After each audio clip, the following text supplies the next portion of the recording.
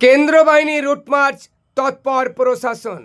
এলাকায় শান্তি শৃঙ্খলা বজায় রাখার লক্ষ্যে শক্তিপুর থানা সমপাড়া ১ নম্বর গ্রাম পঞ্চায়েতে বৃহস্পতিবার সন্ধ্যায় রুটমার্চ করল কেন্দ্র বাহিনী। শক্তিপুর থানা পুলিশের সঙ্গে যৌথভাবে বিভিন্ন এলাকায় টহল দিল কেন্দ্র জওয়ানরা। এদিন নারকেলবাড়ি গ্রাম সহ সমপাড়া ১ নম্বর গ্রাম পঞ্চায়েতের একাধিক এলাকায় যান তারা। স্থানীয়দের সঙ্গে কথাবার্তা বলে এলাকায় সম্পর্কে খোঁজখবর নেন তারা।